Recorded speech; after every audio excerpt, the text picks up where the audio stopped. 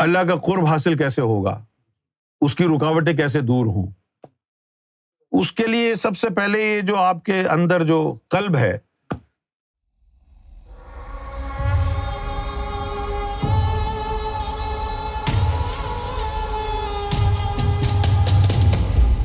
یہ قرب وغیرہ ایسے حاصل نہیں ہوتا ہے.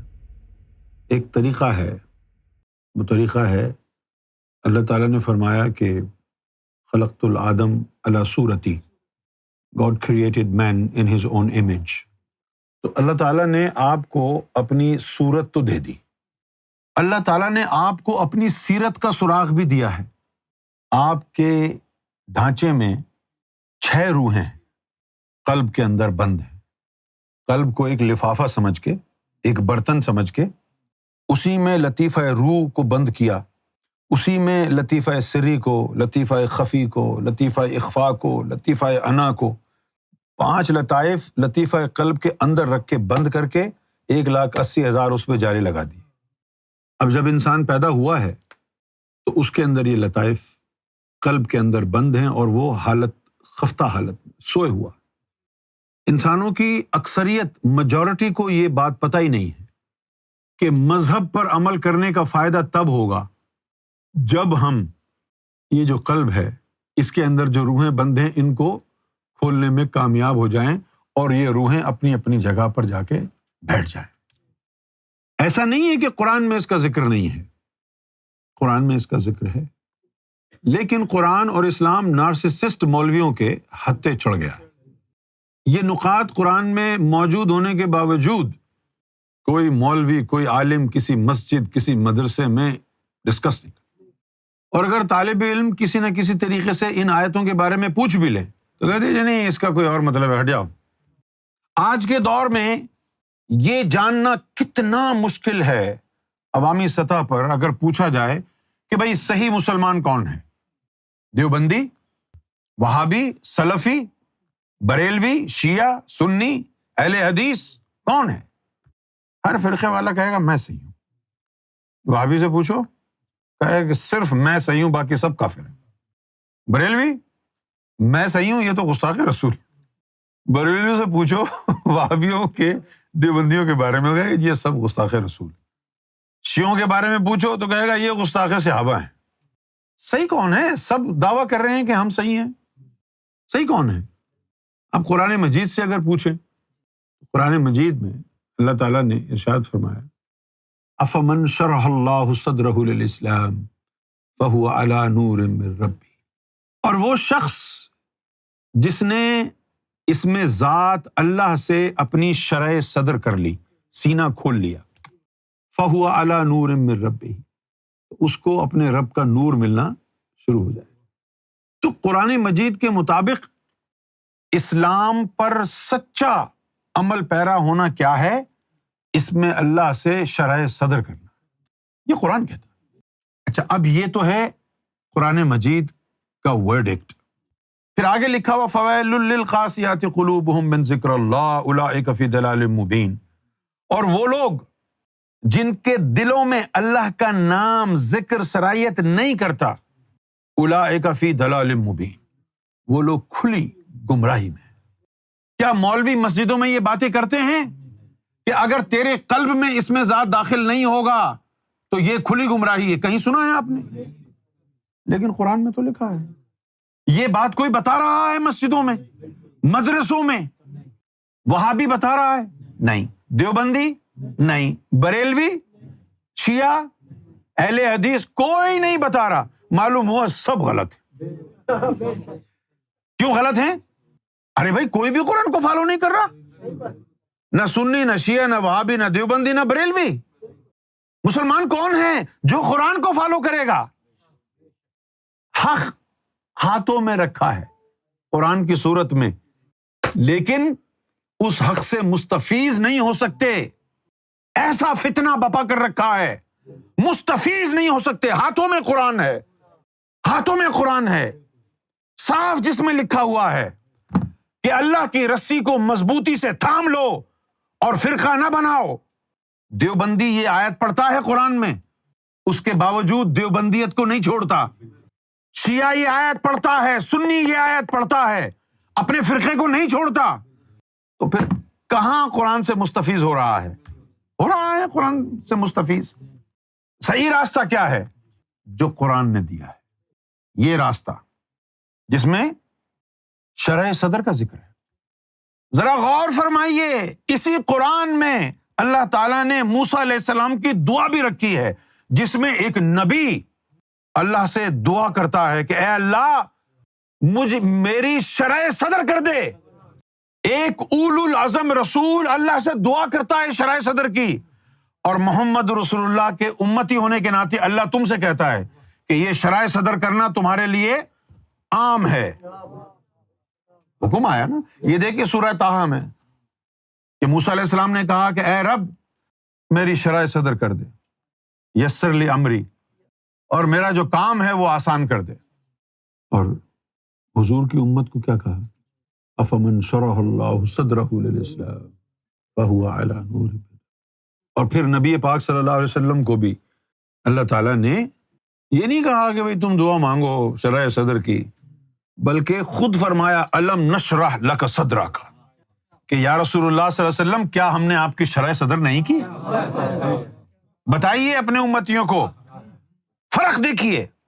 اللہ تعالیٰ حضور کو کہتا الم نشرح لک صدرک ووضعنا عنک وزرک الذی، کہ ہم نے آپ کی شرح صدر کر دی، اور جو ظاہری عبادتوں کی وجہ سے آپ کی کمر میں درد ہوتا تھا اس سے جان چھوٹ گئی، اب آپ سوتے رہیں دل اللہ اللہ کرتا رہے گا۔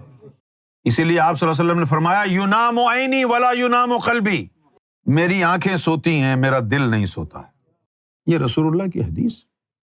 کون سا فرقہ آج ایسا ہے جو قرآن مجید کو فالو کر رہا ہے، شرح صدر کی بات کر رہا ہے؟ تو جب اللہ تعالیٰ نے انسان کو زمین پہ بھیجا تو اس کے سینے میں ساری روحوں کو بند کر کے 1,80,000 جالے لگا دی۔ اب اس کا کام کیا ہے جب وہ بڑا ہو جائے؟ مرشد کامل ڈھونڈے۔ کچھ لوگ کہتے ہیں مرشد کامل کی کیا ضرورت ہے؟ کیوں نہیں ہے ضرورت؟ تمہارے جسم میں کوئی ایسی بیماری ہو جاتی ہے جس کے لیے تمہیں سرجری کرانی ہے، سرجن ہونے کے باوجود خود سرجری کر سکتے ہو اپنے اوپر؟ ضرورت ہے نا سرجن کی؟ ڈاکٹر کے پاس کیوں جاتے ہو؟ ان تمام معاملات میں گھر میں عورت ہے، اس سے گھر کی صفائی نہیں ہو رہی تو میڈ رکھ لے گی۔ دین کے معاملے میں اگر مدد چاہیے تو شرک ہے۔ گھر پہ کپڑے نہیں دھو جا رہے عورتوں سے، فرش نہیں دھل رہا، اس کے لیے مدد لے لی، میڈ رکھ لی۔ بزنس کر رہے ہیں اکیلے نہیں کر سکتے، نوکر رکھ لیے۔ دین کے معاملے میں مدد کیوں نہیں لے سکتی جب سارے معاملات میں مدد لے رہے ہو؟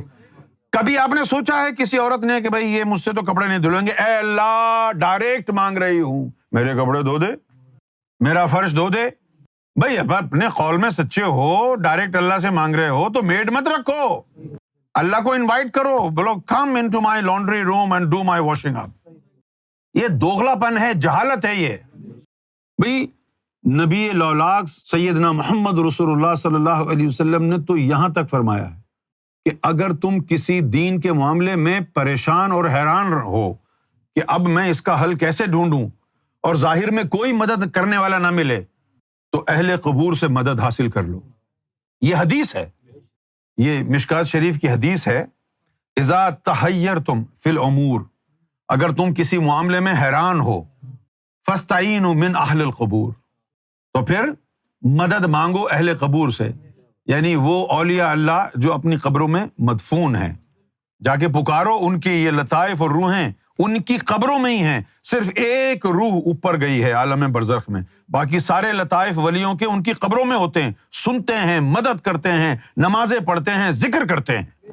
ورنہ رسول اللہ کی قبر کی زیارت کے لیے کیوں جاتے ہو؟ کیا ہے وہاں پر؟ صرف حضور کی روح ہی تو اوپر گئی ہے، حضور کے لطائف تو سارے مدینہ منورہ میں جو روضہ انور ہے اسی کے اندر مقیم ہے۔ جب خواجہ غریب النواز وہاں گئے اور انہوں نے سلام کیا تو نبی پاک نے اپنی قبر سے ہاتھ نکال کر کے ان کو جواب دیا۔ وہ جو قبر سے ہاتھ نکلا تھا رسول اللہ کا، وہ کون سا وجود تھا؟ وہ یہی نوری وجود ہے مصطفیٰ کے سینے کی مخلوقوں کا۔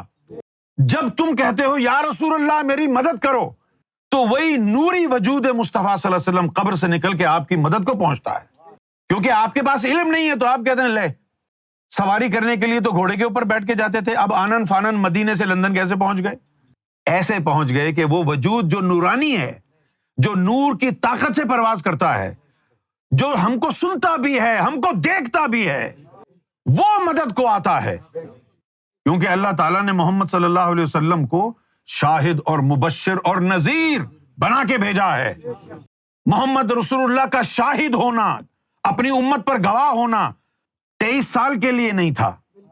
اگر آپ یہ کہتے ہیں نہیں جب تک وہ اس دنیا میں تھے تو شاہد تھے، تو یہ قرآن بھی اسی وقت تھا، آپ کیوں پڑھ رہے ہو؟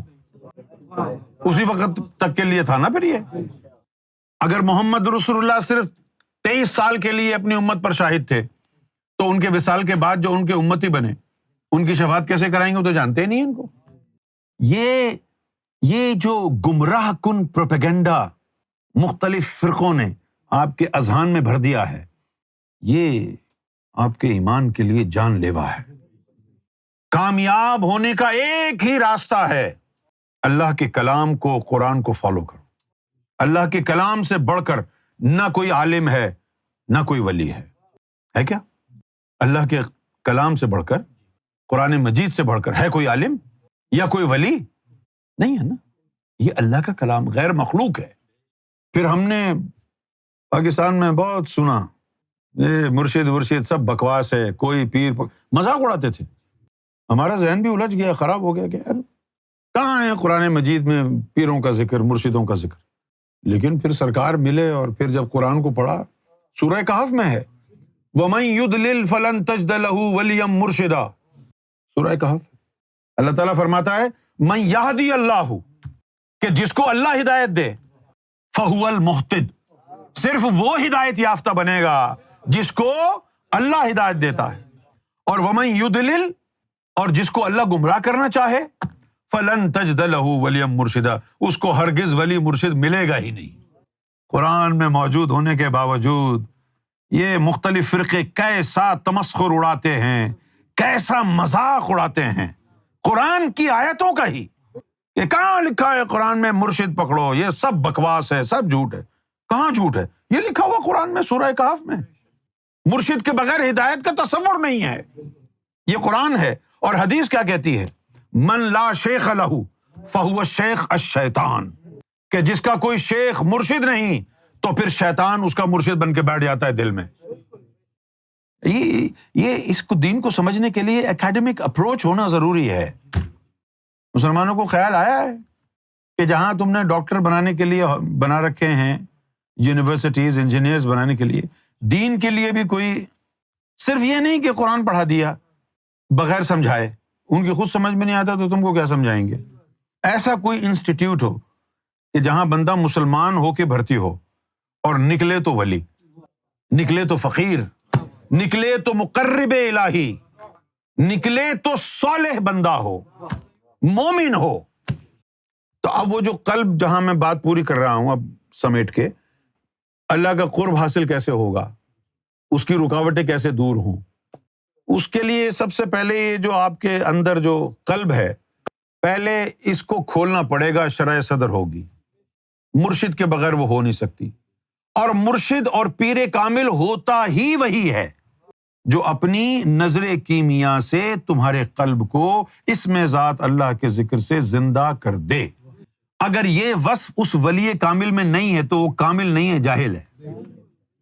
سلطان حقباؤ نے بتایا کہ جو ولایت کا دعویٰ کرے اور زیادہ سے زیادہ 7 دن کے اندر تجھے ذاکر قلب نہ بنائے، ایسے پیر کو بوری میں بند کر کے دریائے راوی میں بہا دو کہ وہ مکار ہے، جھوٹا ہے، پیر نہیں۔ اب جب وہ ذکر قلب حاصل ہو گیا تو ذکر قلب کا فائدہ کیا ہے؟ سب سے بڑا فائدہ تو یہ ہے کہ جب دل کے اندر، قلب کے اندر اسم ذات جائے گا، اس کا منہ کھلے گا تو باقی جتنی بھی ارواح اس کے اندر بند تھیں وہ باہر نکل آئیں گی۔ اس کو شرح صدر کہتے ہیں۔ پھر اپنی اپنی جگہ پر جا کے استقرار پکڑ لیں گے۔ پھر دل کے اندر اسم ذات اللہ کا رگڑا لگے گا، نور بنے گا، وہ نور پھر خون میں مکس ہوگا۔ وہ جو روحیں ہیں وہ خون کے اندر تیر رہی ہیں نا، جب خون کے اندر نور جائے گا، ان روحوں تک پہنچے گا، وہ بھی بیدار ہو جائیں گی، پھر ان کو بھی ذکر میں لگانا ہے۔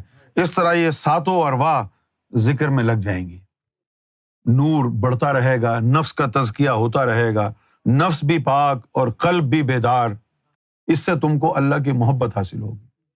پھر اللہ کی محبت وسیلہ بن جائے گی قرب حاصل کرنے. اللہ کے قرب کا وسیلہ کیا ہے؟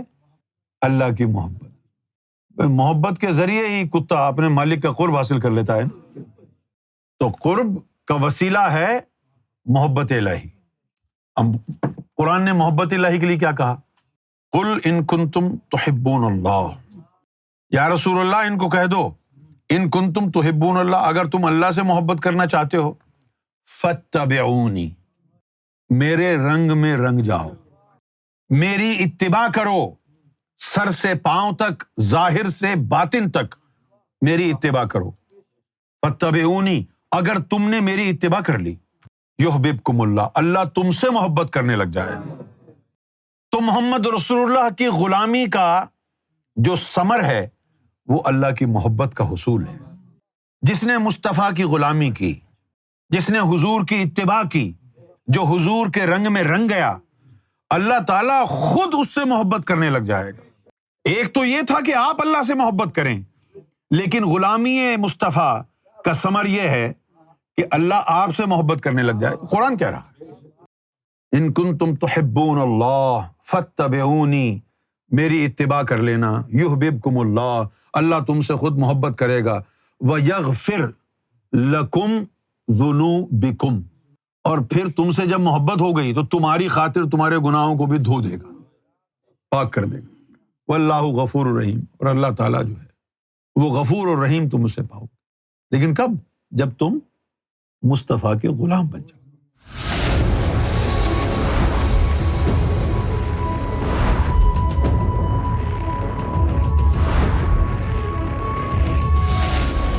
Amra TV, the place